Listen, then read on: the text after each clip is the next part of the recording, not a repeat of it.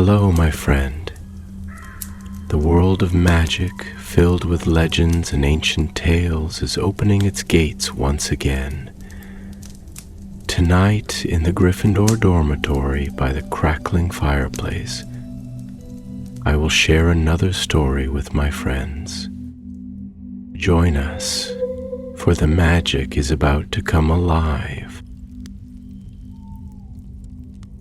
The rain whispered against the tall, mist-veiled towers of Hogwarts, tracing silver rivers down the stained glass windows of the hospital wing. The sky was a deep, endless gray, as though the clouds themselves had woven a tapestry of sorrow across the heavens.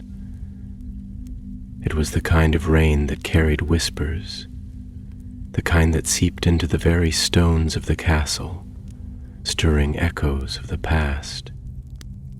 Cho Chang sat by the window, her gaze following the winding path that led from the castle to the forbidden forest.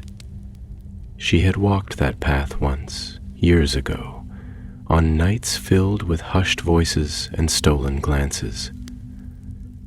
The memories were soft and blurred at the edges now, like ink left too long in the rain. The Hogwarts of her youth had been a place of laughter, of Quidditch cheers rising into the cold Scottish air, of friends gathering in the Ravenclaw common room beneath the watchful eyes of enchanted constellations. But the war had left its scars. Even now, years after Voldemort's fall, the castle bore the weight of its past.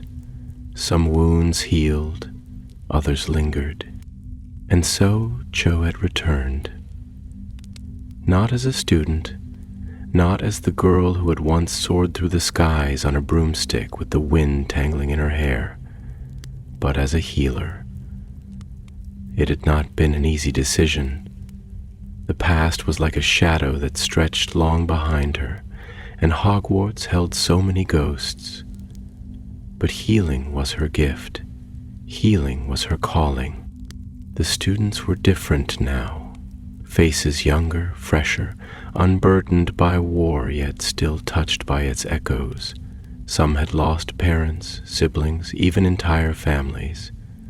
Some carried grief they could not name, the kind that settled deep in the bones and made the world feel just a little heavier. And so they came to the hospital wing with more than just bruises and broken bones. They came with hearts that ached. It was on such a day, when the rain drummed gently against the windows, that Cho first heard the whispers of the Room of Echoes. "Have you heard?" A hushed voice reached her ears as she passed by the great hall that evening, her healer's robes drifting behind her like a whisper of white mist. "A room that only appears when you're broken-hearted?"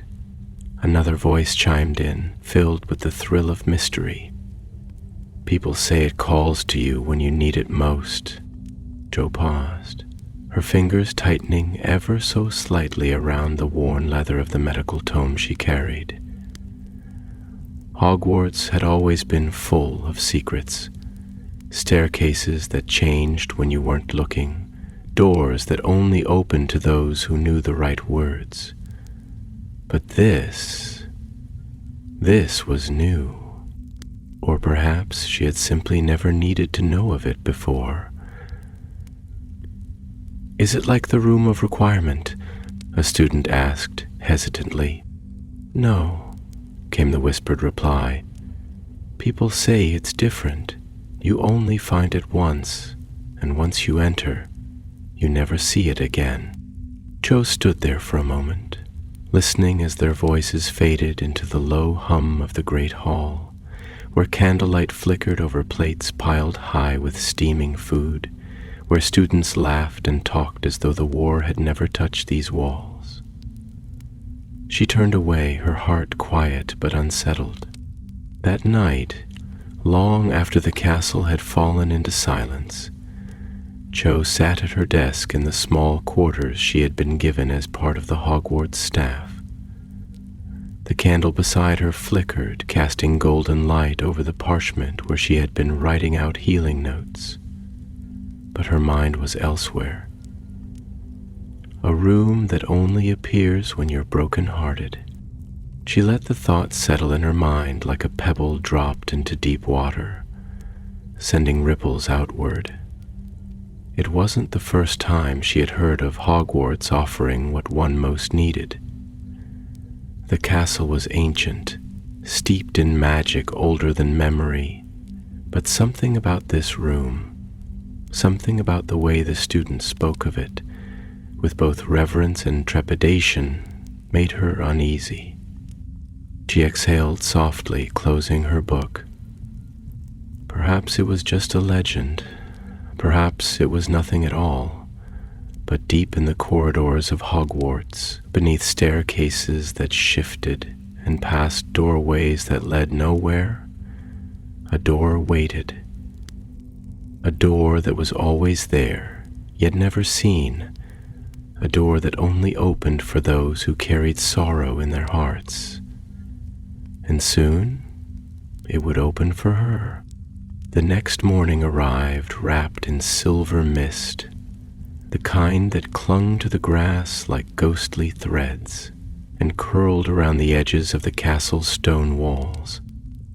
The students bustled through the hallways, their voices bright and alive. But Cho had hardly stepped into the hospital wing when she knew something was wrong. "Miss Chang?" A first-year girl, her robe slightly too large for her small frame, ran toward her, breathless. "It's Owen. Something's wrong with him." Cho's heart quickened. She had treated Owen Carter before, a bright-eyed Hufflepuff, always smiling, always polite. She hurried down the corridor, following the girl's urgent footsteps, until they reached the farthest end of the hospital wing. Owen lay still in one of the infirmary beds, his breathing shallow, his face pale against the stark white of the pillows. His hands clutched the sheets tightly, as though holding on to something unseen. "He collapsed outside the Charms classroom," the girl whispered, but he was talking about the room before it happened, the room of echoes. A cold wind seemed to slip through the open window, rattling the glass. Cho stepped closer, her healer's instincts taking over. She placed a gentle hand against Owen's forehead. Too cold. His pulse fluttered beneath her fingertips like the wings of a caged bird. And then, ever so softly, he spoke. I saw it." His voice was barely above a whisper, his lips forming words as if in a dream. "The door. It was waiting for me." A silence fell over the hospital wing, thick and expectant. Cho looked down at the boy, at the way his breathing came in short, uneven gasps, at the way his fingers trembled as though he was still standing before something he could not name. And in that moment, she knew. The room of echoes was real, and it was calling. The hush of the hospital wing stretched out between them, thick as the ancient stone walls that had stood through war and peace alike, whispering in the dim candlelight. The soft rustling of the enchanted curtains that billowed gently around the infirmary beds did little to chase away the growing weight in Cho's chest, that pressing, almost suffocating knowledge that something beyond her understanding had settled within these walls. She had seen students fall ill before, had watched over them as fevers broke and injuries mended, had soothed frightened first years who had misfired a charm or fallen off a broomstick. But this was different. This was not sickness, not something she could treat with potions and gentle reassurances. This was something deeper, something older, something that had wrapped its unseen hands around Owen Carter and pulled him away from them, leaving only the trembling shell of a boy who now lay before her. She watched him carefully, the rhythmic rise and fall of his chest slow, uneven, as though the air itself resisted his breathing. His fingers still clutching at the blankets as if they were the last tether keeping him here, twitched against the white sheets. The dim glow of the lanterns painted his face in sharp shadows, and in that light he looked smaller than she remembered. Cho sat beside him, the chair creaking softly beneath her as she leaned in. "Owen," she whispered, her voice careful, measured, the way one might speak to someone teetering on the edge of sleep, caught between waking and dreaming. "I need you to tell me about the door." For a moment there was no response, only the flickering of the candlelight, the slow shift of the castle as the night pressed in. And then, in a voice so fragile it was almost lost to the air, Owen spoke. "It was waiting for me," he murmured, his eyelids fluttering, as if he were seeing something beyond the ceiling above him, beyond this room, beyond even Hogwarts itself. It wasn't like the other doors. It wasn't just a door, not really. It was watching, listening. His breath hitched, his fingers tightening for a moment before loosening again, a sigh escaping his lips. "It knew me." Cho felt the words settle into her skin, pressing into her like the weight of winter's first snowfall, cold and inexorable. She had expected something strange, something unsettling, but there was something in the way he said it. "It knew me," that sent a slow chill creeping up her spine. "Tell me what you saw," she urged, keeping her voice steady, though the flicker of unease within her had begun to stir. "What was beyond the door, Owen?" The boy was silent for a long moment, his breathing shallow, as if pulling the memory from whatever place it had hidden within him took more effort than he had left to give. And then, at last, his lips parted, and his voice came again, thin as spider silk. "There was a hallway," he whispered. "Not like the ones in the castle. It stretched on forever, but it didn't feel like it was long. It was like it was folding in on itself, like time didn't work the way it should." He swallowed, his brow furrowing. The walls were old, older than Hogwarts, girly than anything I've ever seen. They weren't made of stone, not really. It was something else, something that remembered. His breath shuddered as he turned his head ever so slightly toward her. I wasn't alone. Cho's fingers tightened on the edge of the blanket. "Who was with you?"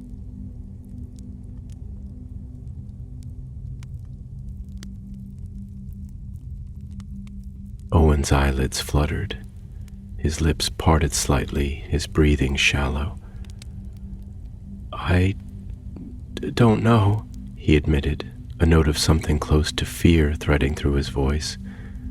"I couldn't see them.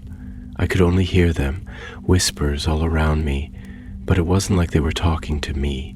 It was like I was walking through a memory, like I had stepped into something that had already happened, but it was still happening, over and over again." A weight settled in Cho's chest, something nameless and cold. She had heard of magic like this before, of places where time and memory wove together, where the past did not simply linger, but lived. But for it to be here, within the very bones of Hogwarts. "Owen," she said softly, leaning in closer. "What did the whispers say?" The boy hesitated, his fingers twitching. For a moment, she thought he wouldn't answer. And then, "They were crying," he said, his voice almost too soft to hear. But not just crying. They were pleading, begging, asking for something that they had lost, something that had been taken from them. His eyes opened just a little, enough for her to see the flicker of something raw and vulnerable in their depths. "I think they were asking me to find it." Cho exhaled, slow and steady, keeping her own trembling thoughts locked away beneath the surface of her expression.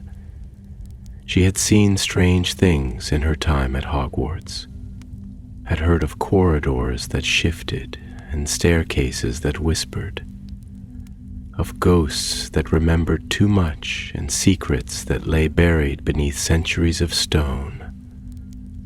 But this was different. She reached out, brushing a damp strand of hair from Owen's forehead, her touch gentle. "You're safe now," she murmured. "You don't have to go back." But as the words left her lips, she felt the weight of them settle like stones in her chest. Because she knew that the door would not simply let him go. She knew that the whispers were still waiting, and she knew beyond any doubt that the next time the Room of Echoes called, it would be calling for her. The lanterns flickered, their golden glow casting long shadows against the cold stone walls. And somewhere, deep within the castle, where no map could reach and no student had ever walked twice, a door stood silent, waiting. It had always been waiting, and soon it would open again. The castle never truly slept.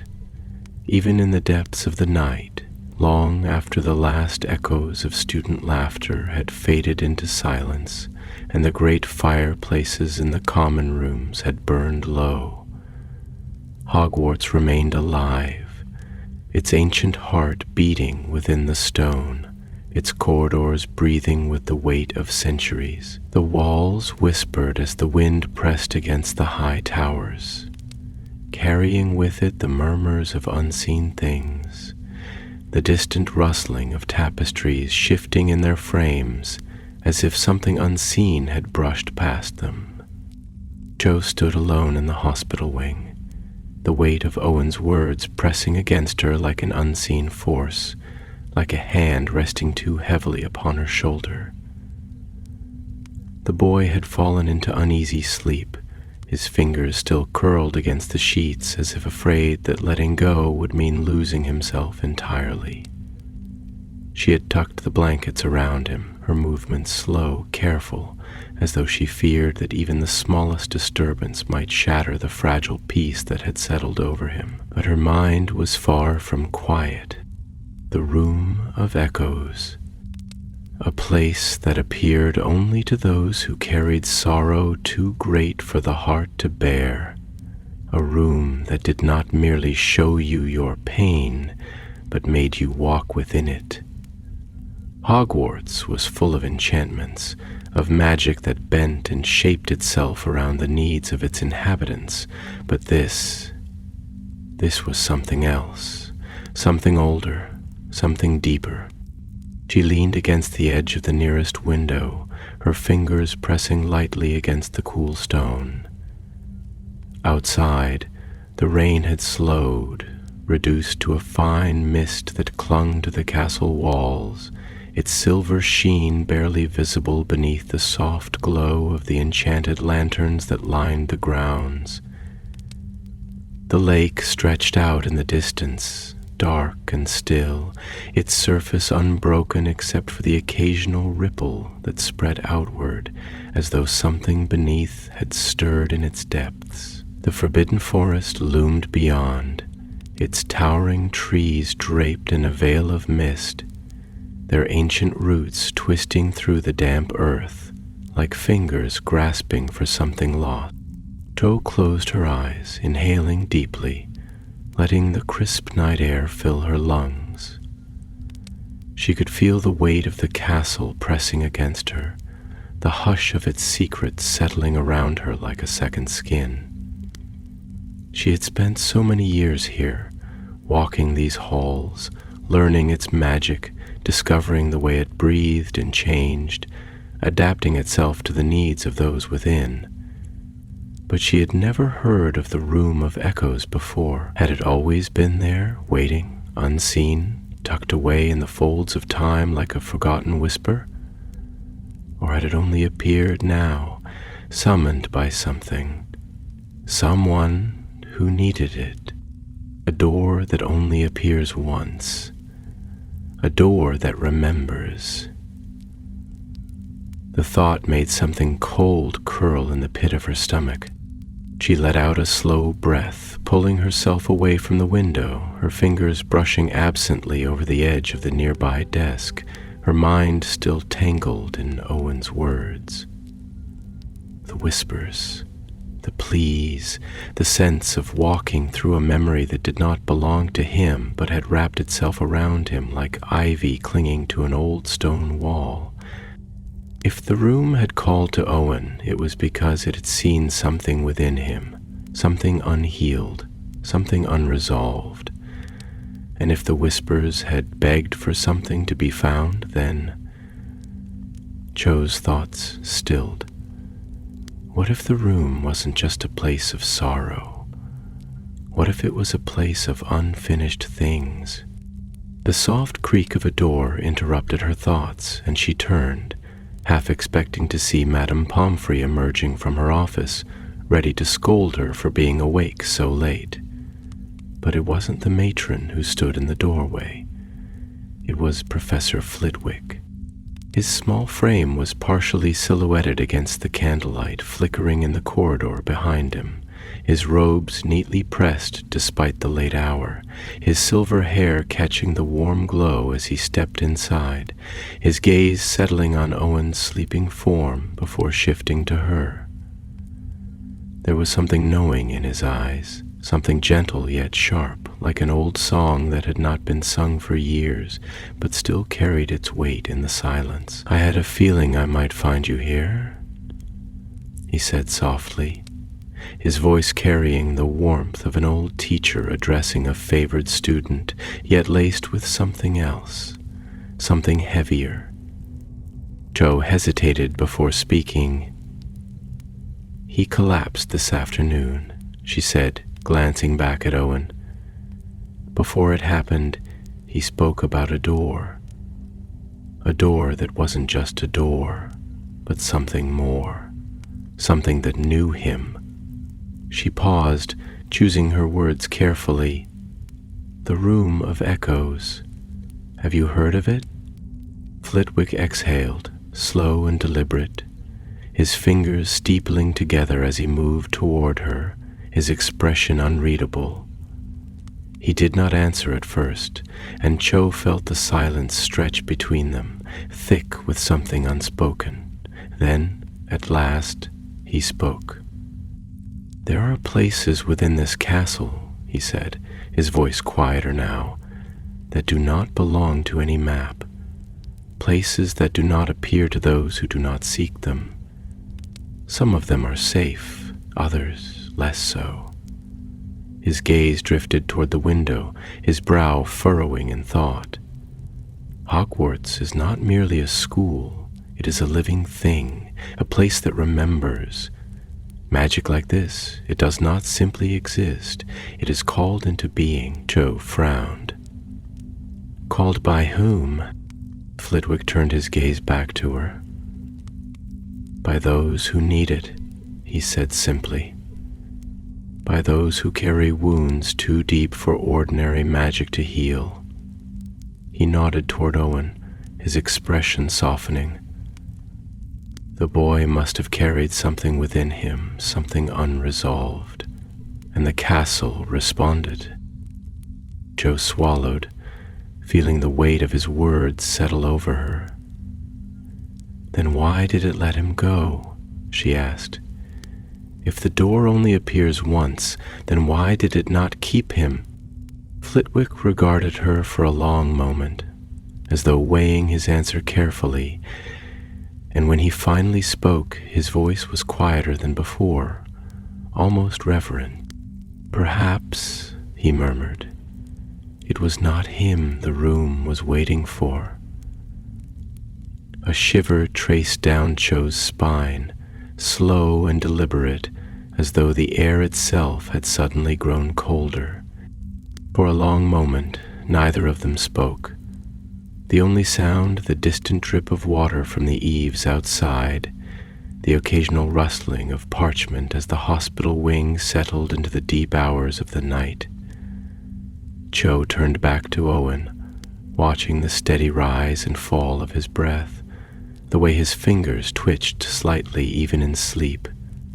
A door that only appears to those who need it. A door that opens only once. She thought of the ghosts she carried, the memories that lingered like old wounds, the ache of things lost and left behind. If the room had not been waiting for Owen, then it had been waiting for her. Somewhere, deep within the castle, in a place no one had ever walked twice, a door stood silent, and it was still waiting. Waiting for the heart that needed it most. Waiting for Cho Chang. And soon, she would have no choice but to answer its call. The corridors of Hogwarts stretched endlessly before her, their winding paths weaving through the castle like veins pulsing with a magic older than memory itself. The air was thick with the scent of candle wax and damp stone, the torches burning low in their brackets, their golden light flickering against the arched ceilings, casting shadows that wavered like spectral hands reaching out from the past.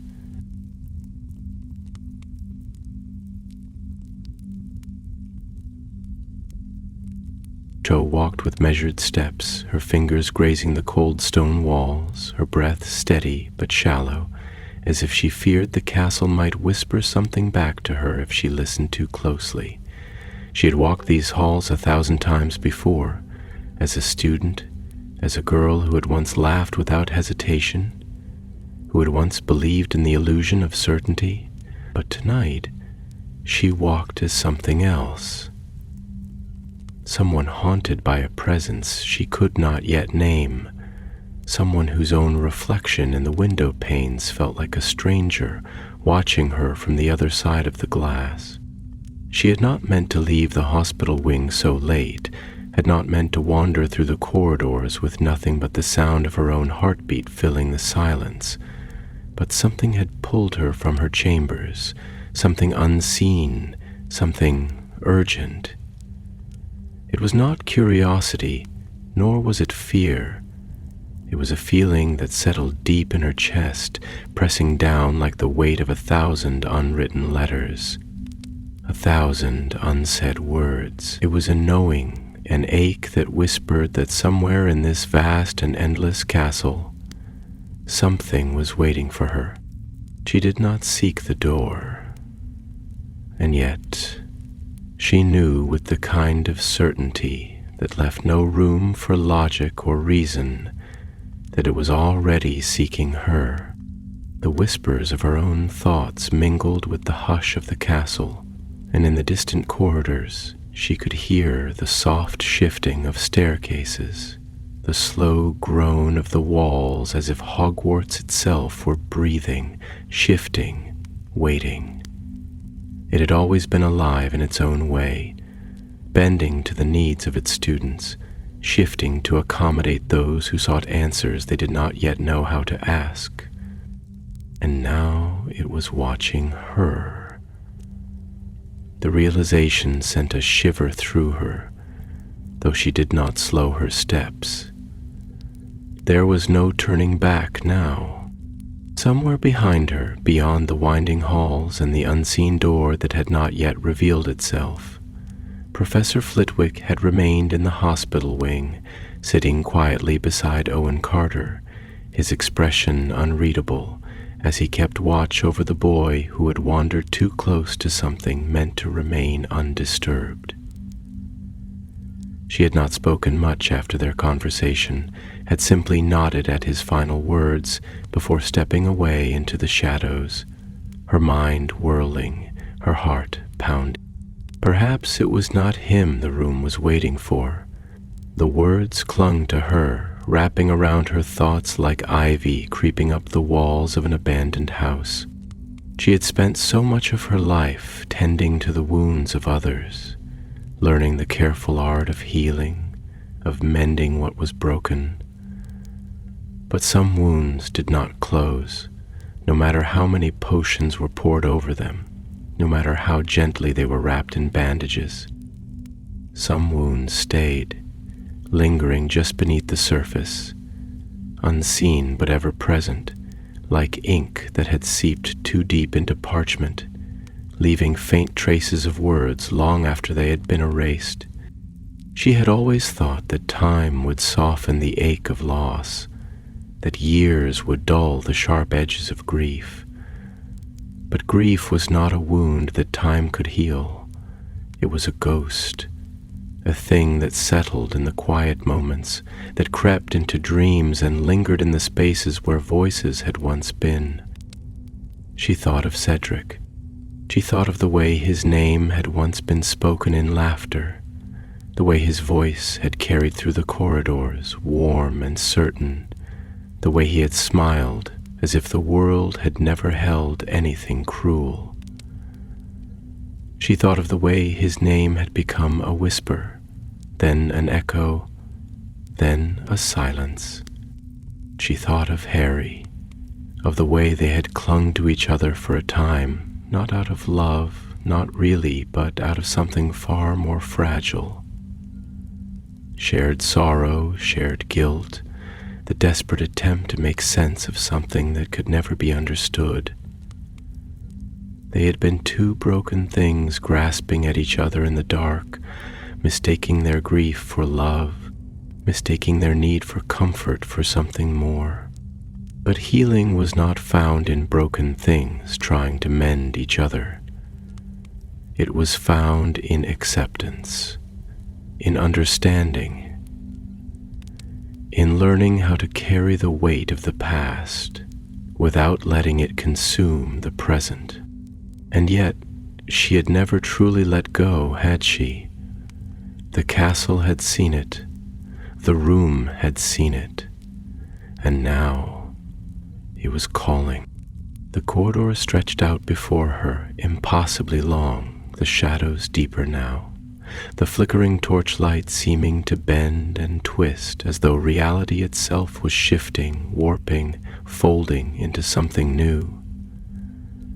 The air grew heavier, pressing against her lungs, wrapping around her shoulders like unseen hands guiding her forward.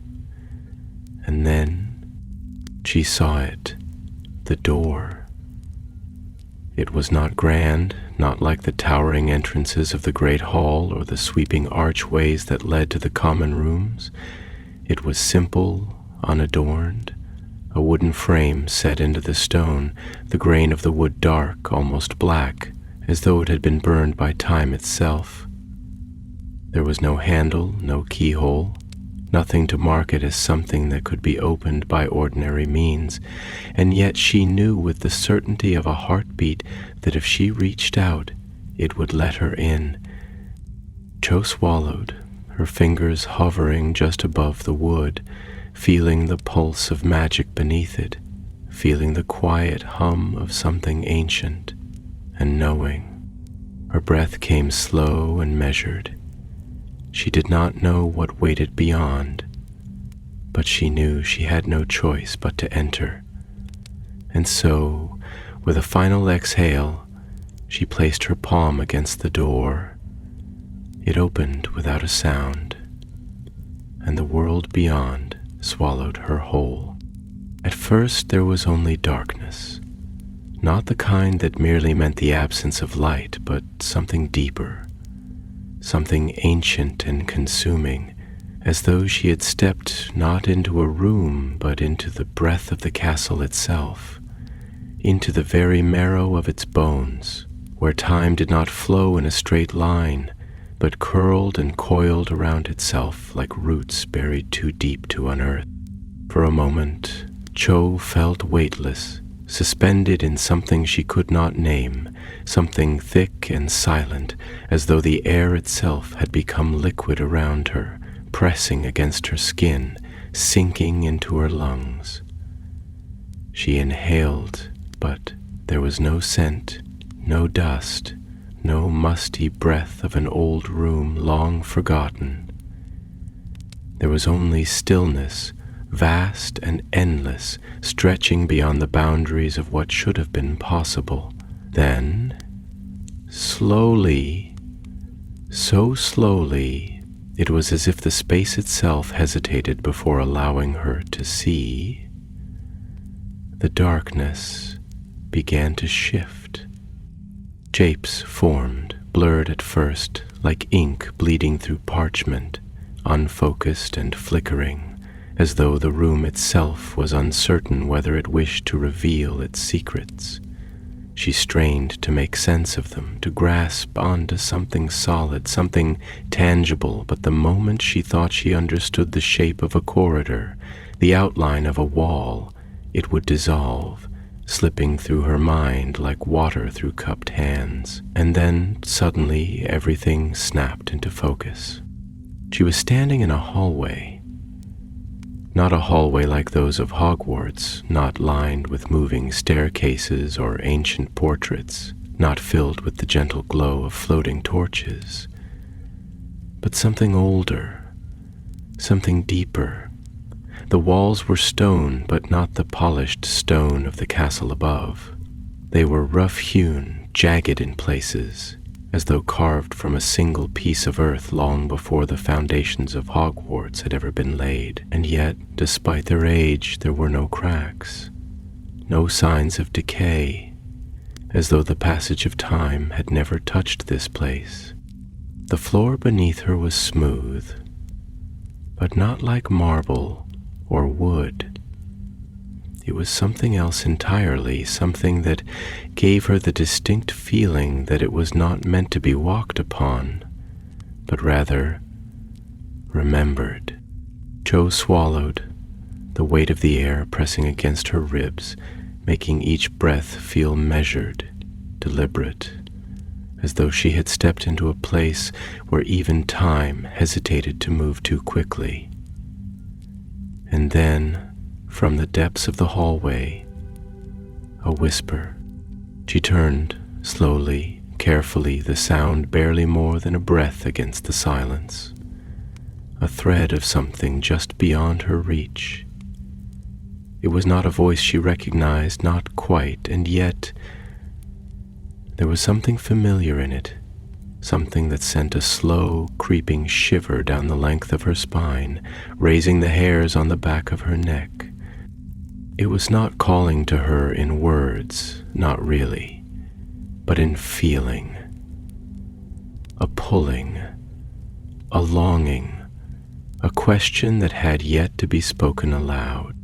She took a step forward, her boots making no sound against the strange floor, the silence pressing in on her ears, making her hyper-aware of the rhythm of her own heartbeat, of the pulse that thrummed just beneath her skin. The walls on either side of her stretched high, curving slightly inward, as though the hallway itself was exhaling, as though it had been waiting for someone to walk its path for longer than she could comprehend. With each step, the air grew heavier, not with dust or dampness, but with memory. It was an impossible thing to describe, this sensation of walking not through space, but through recollection, as though she had stepped into something long past, something long lost. The stone beneath her feet was steeped in something old, something forgotten, and yet it welcomed her, guided her forward with an unseen hand. Then another whisper, closer this time. A shape flickered at the end of the corridor, a silhouette barely distinguishable from the shadows, standing where the hallway stretched into an open space that she could not yet see.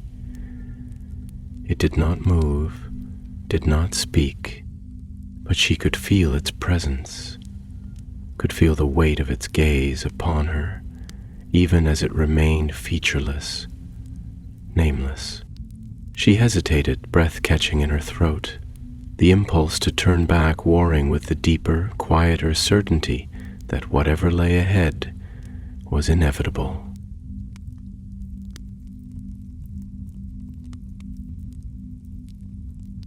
She was meant to be here. The castle had called her, had woven its magic around her like a net, had whispered her name through the walls, through the stones, through the bones of its foundation. This was not a mistake. It had been waiting, and now it would show her why. She stepped forward again, each movement slow, deliberate, her fingers curled into fists at her sides to steady the tremor that threatened to creep into them. As she moved, the shape at the end of the corridor began to sharpen, to take form, and the closer she drew, the colder the air became, seeping into her bones, winding around her wrists like invisible chains. And then, as she reached the end of the passage and stepped into the open space beyond, the world broke apart. It did not crumble, did not shatter like glass or collapse like stone, but rather it unraveled. The walls faded, melted into something else, and suddenly she was no longer in the corridor, no longer in a space that had edges or corners or definition. She was somewhere else, somewhere vast and formless, somewhere where the air hummed with magic so thick it vibrated against her skin. She inhaled sharply, her breath catching as she turned in place, trying to make sense of it. Memories. They were not hers, but they surrounded her, stretching out in every direction, shifting like reflections in rippling water. A boy stood at the edge of a Quidditch pitch, laughter echoing in the distance, the wind tousling his dark hair as he turned towards something unseen. A girl sat in the library, fingers trailing over the pages of an old book, her brow furrowed in concentration, lips parting as if to whisper a thought aloud. A hand reached for another hand just for a moment before letting go. These were not just images. They were feelings. They were echoes. They were ghosts of something unfinished. And then a voice, soft, familiar. Cho? Her breath stilled. She turned, slowly, hesitantly, as though fearing what she might see. And standing before her, a face she had not seen in years, a face she had never truly let go. Cedric. For a long moment, the world stood still. The air around her, thick with magic and memory, seemed to hum with something beyond sound, beyond understanding, vibrating in the marrow of her bones, in the quiet chambers of her heart that had long since locked themselves away. The echoes of the past flickered in the periphery of her vision, hazy, shifting, dissolving like ink in water. But at the center of it all, standing just before her, was something solid, something real. Cedric. He was as she remembered him, and yet not. The face that turned toward her was achingly familiar, every detail carved into her memory like a name etched into stone. The sharpness of his jawline, the soft curl of his dark hair where it met the nape of his neck, the eyes that had once held the easy brightness of laughter, of quiet confidence, of a future unburdened by the weight of tragedy. And yet, there was something else in them now, something she had never seen before, something quiet, something knowing. Her breath caught in her throat, her mind scrambling to make sense of what her heart had already accepted. He was here. He was standing in front of her. He was looking at her the way he always had, as if no time had passed, as if the weight of years and loss and unanswered questions had never settled between them like an unspoken truth too heavy to carry. Cho. Her name fell from his lips like a sigh, as though it had been waiting there untouched for all these years, as though speaking it now was the answer to a question he had never been able to ask. She wanted to move, to speak, to reach for him, but she could not. Her body felt caught between motion and stillness, as though the space between them was not air, but something denser, something that resisted her, something that refused to let her close the distance too quickly. Her fingers trembled at her sides. "Is it really you?"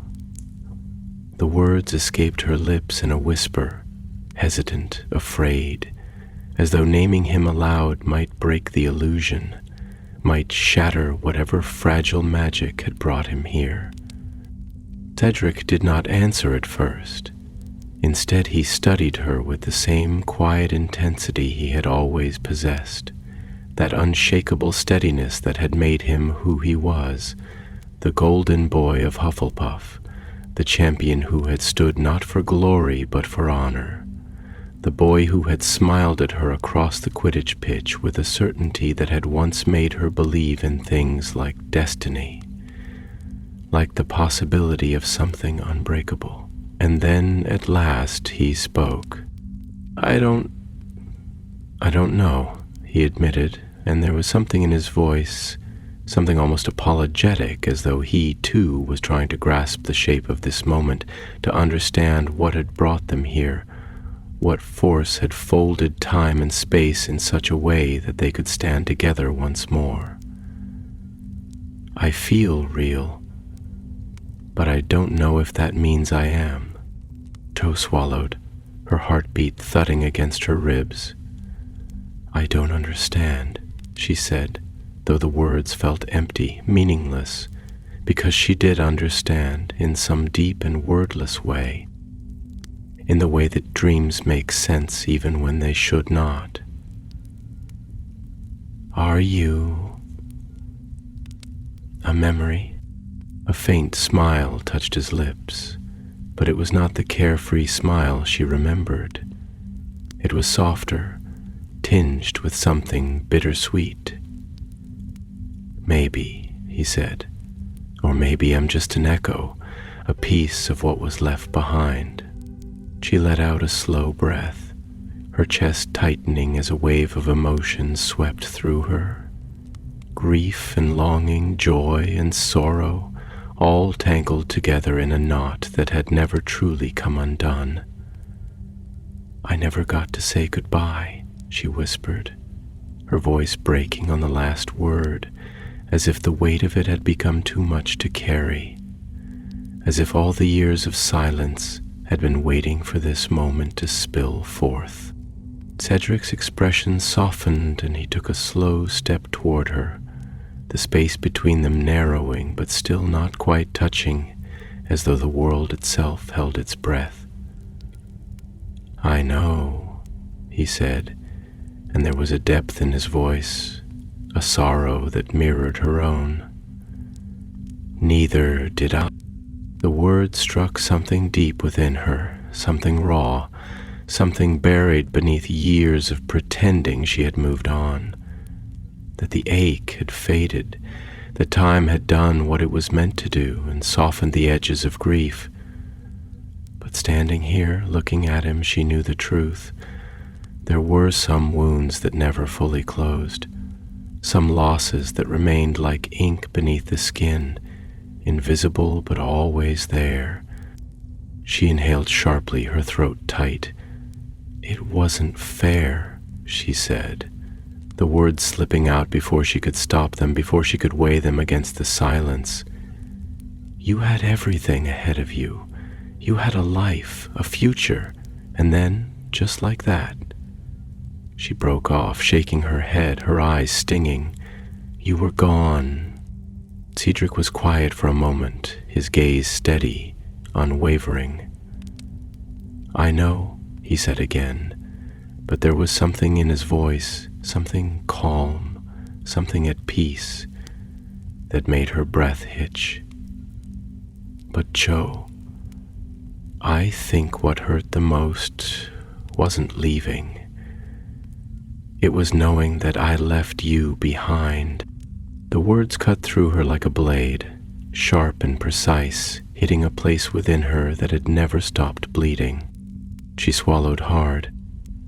"I kept trying to hold on to you," she admitted, her voice barely above a whisper. "I kept replaying it in my head over and over again. The way they brought you back, the way Harry..." She stopped, closing her eyes for a moment, forcing herself to steady her breathing. "I didn't know how to let you go."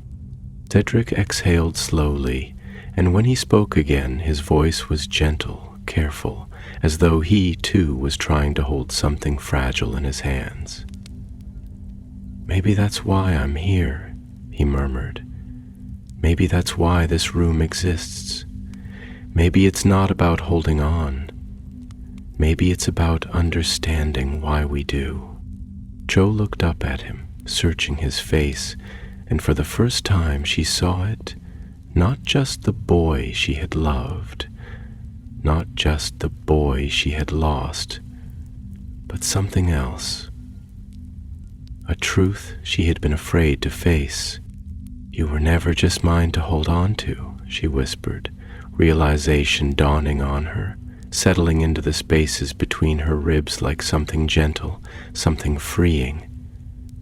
"You belonged to the world, to the people who loved you, and I wasn't the only one who lost you." Cedric smiled then, and this time it was the smile she remembered, the one that had once made her believe in things like endless summer, like skies that stretched forever, like the simple, quiet joy of being young and in love with a boy who laughed with his whole heart. "You never really lost me," he said, his voice as soft as the wind that stirred through the endless space around them. "You just needed to remember where to find me." Cho closed her eyes for a moment, and when she opened them again, she felt it. Not just the ache of loss, but the warmth of remembrance, the quiet understanding that some love did not fade, but changed, transformed, became something else entirely. And when Cedric reached for her hand, when his fingers brushed hers, she let go. And in that moment, the room of echoes finally understood. The moment Cedric's fingers brushed against hers, something shifted, not just in the space between them, but in the very fabric of the world that surrounded them. It was as if the air itself shuddered, as if the unseen walls of this place, this room of echoes, had been waiting for this touch, for this moment of understanding. The silence deepened, no longer empty, no longer vast and cold, but filled with something else entirely. Something softer, something warmer, something that whispered of release, of acceptance, of the quiet unraveling of grief that had been held too tightly for too long.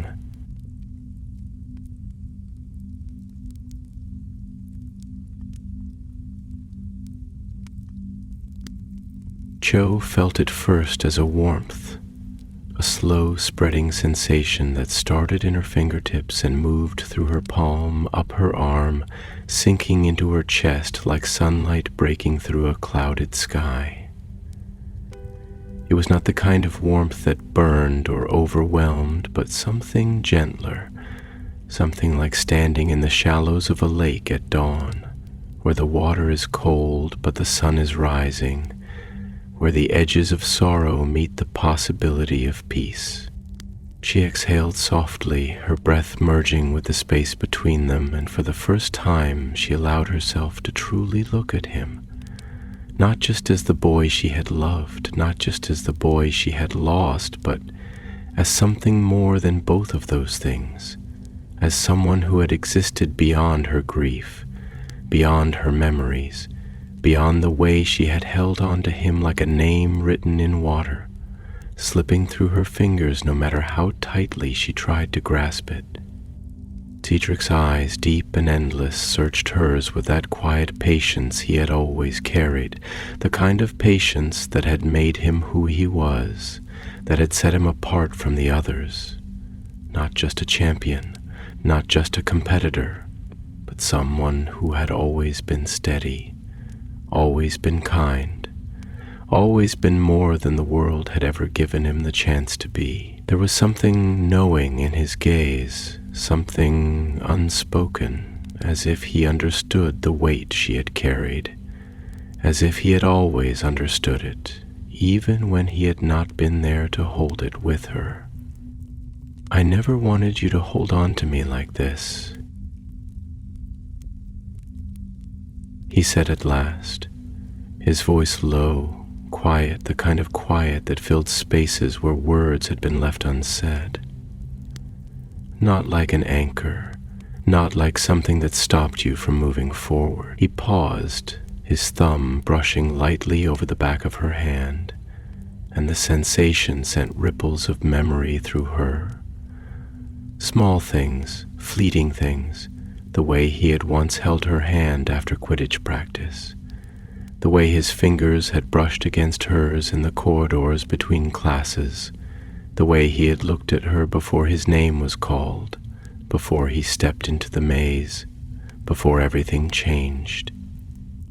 Cho swallowed, her throat tight, her chest aching with something too large to name. "I didn't mean to," she admitted, her voice barely more than a whisper, the words unraveling from her like threads pulled loose from a tapestry. "But I didn't know how to let you go. I didn't know how to live in a world where you weren't in it." She inhaled sharply, shaking her head. "Even when I tried to move forward, even when I told myself I was fine, there was always something missing. Like I left a part of myself in that graveyard with you. Like I walked away, but I never really left." Cedric's expression softened, and there was something infinite in his gaze, something vast and aching and tender all at once. "But you did leave," he said gently, his fingers tightening slightly around hers, grounding her. "You kept going. Even when it hurt, even when it felt impossible. And that matters, Cho. That means something." She shook her head again, a bitter laugh escaping her lips, the sound tinged with the weight of years spent trying to make sense of a world that had never given her the answers she needed. "Does it?" she asked, her voice raw, unguarded. "Because sometimes I feel like I'm still there, like I never really left that moment. Like I've spent all these years trying to outrun a shadow that never stops following me." Cedric studied her, his gaze steady, unwavering. "Maybe that's because you were never meant to outrun it," he said, and his voice was softer now, almost a whisper, as though he was speaking not just to her, but to the room itself, to the memories that surrounded them, to the ghosts that lingered in the spaces between. "Maybe grief isn't something you leave behind. Maybe it's something you learn to carry differently. Joe's breath hitched, the weight of his words settling over her, sinking into the spaces where sorrow had lived for so long. She had spent years trying to let go, trying to forget, trying to move forward, as though grief was something that could be outrun, as though healing was a destination she had yet to reach. But what if it wasn't? What if healing wasn't about forgetting? What if it was about remembering in a way that didn't break her anymore? She closed her eyes for a moment, inhaling deeply, and when she opened them again, she felt it. The shift, the change, the quiet understanding that had been waiting for her all along. The air around them seemed to hum, the magic of the room wrapping around her like a sigh, like a gentle hand guiding her towards something she had never been ready to face until now. Cedric smiled, and it was the kind of smile that did not belong to the past, the kind that did not belong to echoes or ghosts or memories frozen in time. It was the kind of smile that existed only in this moment, only here, only now. "You don't have to forget me," he said, and there was no sadness in his voice, only certainty, only quiet truth. "But you have to let yourself live. You have to stop looking back like the past is the only place you belong." Cho felt something break inside her then. Not in a painful way, not in a way that shattered, but in a way that made space for something new, something lighter, something that did not weigh her down.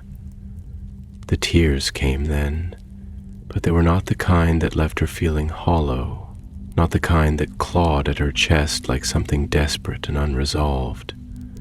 They were the kind that felt like release, the kind that felt like breathing after holding it for too long. She squeezed his hand, memorizing the way it felt, knowing that she would not hold it again, that this moment was fleeting, that the magic of this place had given her a gift that could not last forever. But that was the point, wasn't it? That was the lesson. Love was not meant to be held in place. It was meant to move, to shift, to grow. And so, with one final breath, she let go.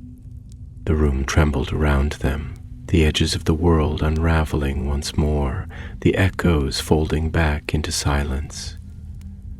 Cedric's fingers slipped from hers, and for the first time she did not try to hold on. She let him go, and as the world faded into light, she knew she was finally free.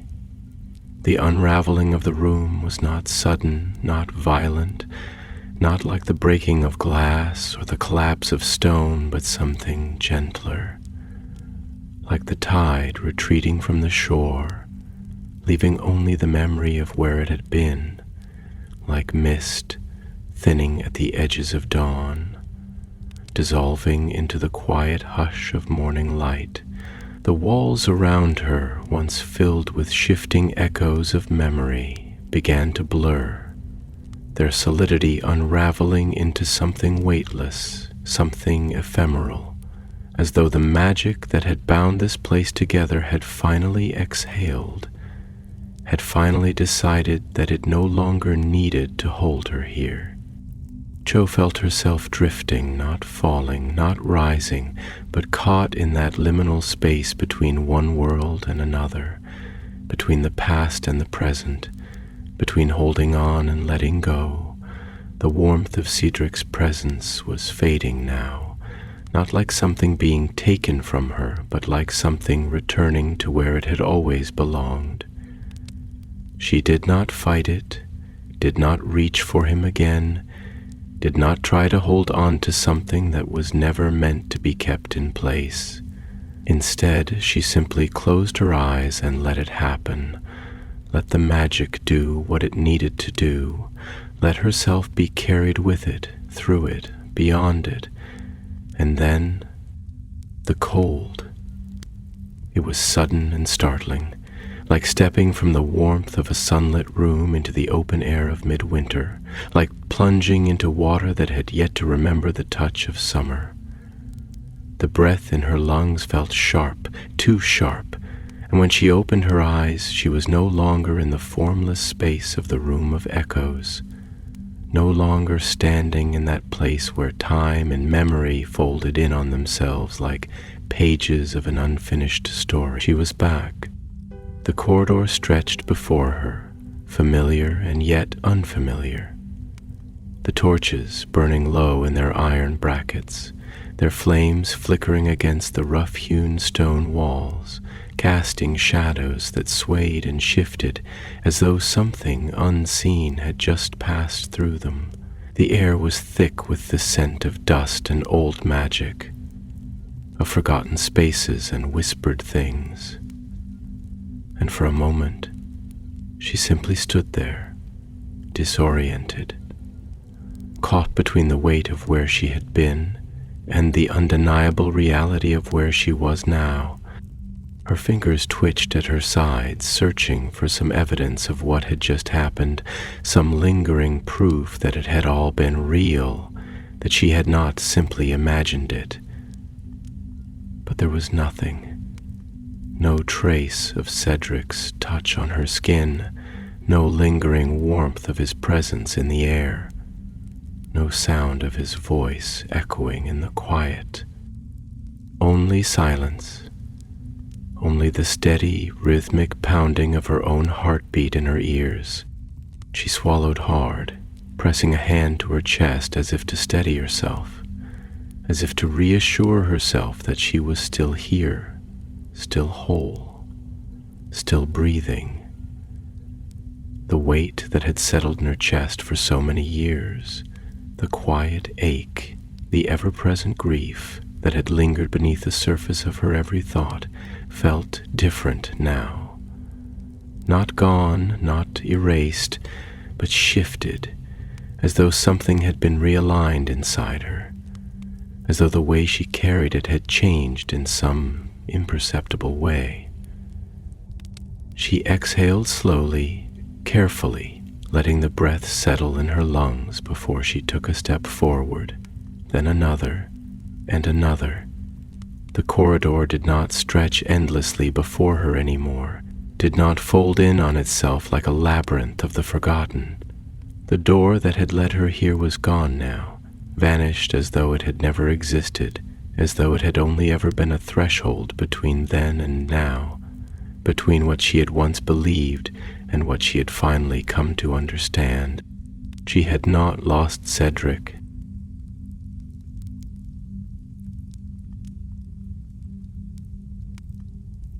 She had never truly lost him. He had been there all along in the spaces between memory and love, in the quiet places where grief softened into something else, something kinder. He had been there in the echoes of laughter she had once tried to forget, in the warmth of old recollections that she had mistaken for wounds, in the spaces where love did not disappear, but simply changed shape. She had spent so many years believing that grief was something she had to outrun, something she had to let go of in order to move forward. But now she understood. Grief was not the absence of love. It was proof of it. It was what remained when everything else had faded, what tied her to the past even as she stepped into the future. And maybe, just maybe, it was not something that needed to be healed, but something that needed to be accepted. Cho reached the end of the corridor and hesitated, her fingers brushing against the cold stone of the wall, grounding herself in the solidity of the present. She could hear the faint hum of the castle now, the distant murmur of voices in the great hall, the rustling of enchanted tapestries, the soft creak of wooden beams settling as the night stretched on. The world had not changed. The castle had not changed, but she had. She turned, casting one last glance over her shoulder, half expecting to see something there, some lingering shadow of the past, some whisper of the room that had opened itself to her. But there was nothing, only the empty corridor, only the steady flicker of torchlight, only the quiet hush of a castle that had seen more than it would ever tell. And so, with a deep breath, Cho stepped forward, back into the world, back into herself, back into the life that was waiting for her. The castle felt different as she walked through its winding corridors, though she knew that it had not changed, that its stones had not shifted, that its staircases had not rearranged themselves in any way different than they always had. And yet, something in the air felt lighter, as though the weight of something unseen had lifted, as though the quiet hum of its ancient magic no longer carried the burden of memories left unresolved. The torches burned lower now, their flames golden and warm, casting soft flickers against the tall arched windows that framed the night outside, where the sky stretched wide and endless, ink dark and glimmering with stars that pulsed like distant heartbeats. Cho moved slowly, deliberately, her footsteps careful as they echoed against the stone, not because she feared the silence, but because she was listening to it, allowing herself for the first time in a long time to simply exist within it, without the gnawing ache of all the things left unsaid, without the constant tug of something unfinished pulling at the edges of her thoughts. She had always thought that healing was something that happened all at once, that there would be a moment where everything simply stopped hurting, where the past released its grip and let her walk forward unburdened. But now she knew better. Healing was not about forgetting, was not about erasing the past or sealing old wounds as if they had never been there at all. Healing was learning to carry the weight of what had been, without letting it sink you, without letting it shape the way you saw the world, without letting it keep you from reaching for the future. And so she walked, each step a quiet testament to the fact that she was still here, that she had survived, that she had lived through loss and sorrow and still had something left to give. The hospital wing was quiet when she arrived, its vast windows casting silver ribbons of moonlight across the tiled floor, the scent of old parchment and fresh healing potions lingering in the air, mixing with the soft rustling of enchanted curtains shifting against the stillness. Owen Carter was still asleep in his bed, his breathing deep and even now. The restless tension that had gripped his small frame earlier now eased into something peaceful, something lighter. Cho approached his bedside, watching the steady rise and fall of his chest, the faint flutter of his eyelids as he drifted in the quiet space between dreaming and waking. He looked younger like this, smaller, as though the weight of whatever had drawn him into the room of echoes had been lifted, leaving him untangled from whatever sorrow had once held him in its grasp.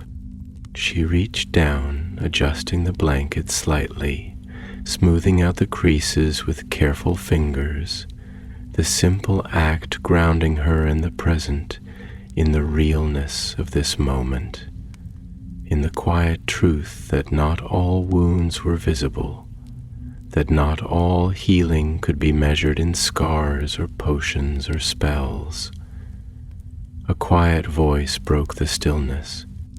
"You found it, didn't you?"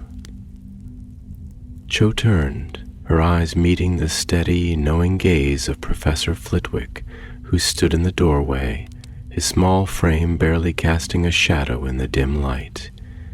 His hands were folded before him, his expression unreadable, but there was something in his eyes, something warm, something wise, something that told her that he had always known she would find her way to this place, that perhaps he had been waiting for her to. She hesitated before answering, letting the weight of his words settle in her chest, letting herself feel the truth of them before she spoke.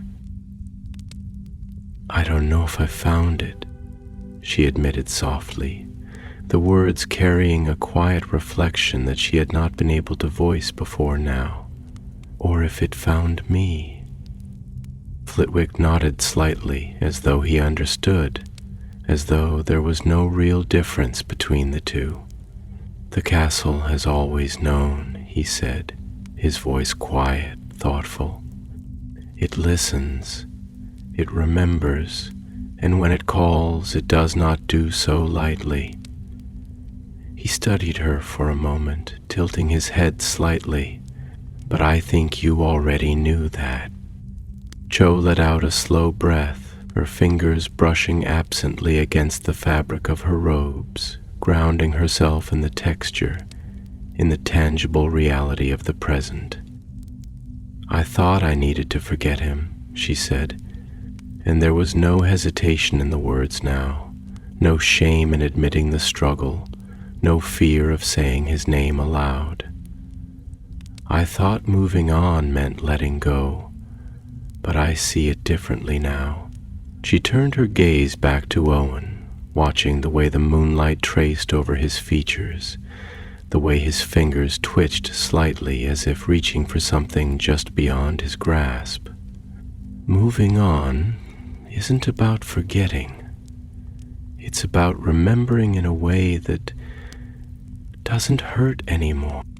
Flitwick smiled softly, and in that smile there was something ancient, something that carried the weight of years and wisdom and understanding beyond words.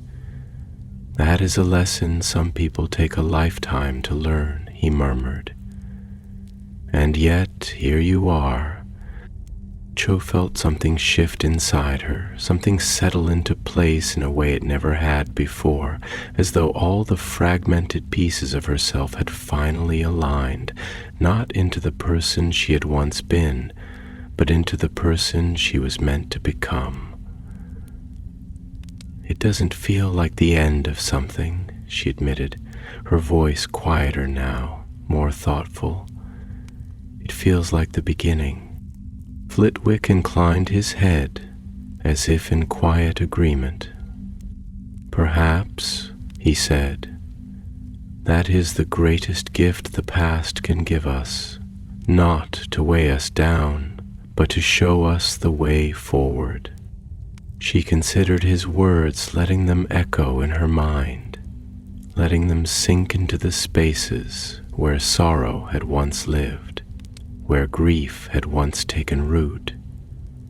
And for the first time in a very, very long time, she did not feel the weight of the past pressing down on her shoulders. She simply felt light. The stars stretched high and bright beyond the tall windows of the hospital wing, their glow ancient and unchanging, their light reaching across time itself to touch the world below. And as Cho stood there beneath the vast expanse of that endless sky, she felt it, not just the quiet presence of those she had lost, not just the lingering echo of all that had come before, but the steady, unwavering pull of the future, waiting for her, open and infinite, stretching forward like a path she had not yet walked. She did not know what came next. She only knew that she was ready. And so, as the castle hummed with quiet magic, as the night stretched on, as the world outside continued to turn beneath the weight of the stars, she stepped forward and she did not look back.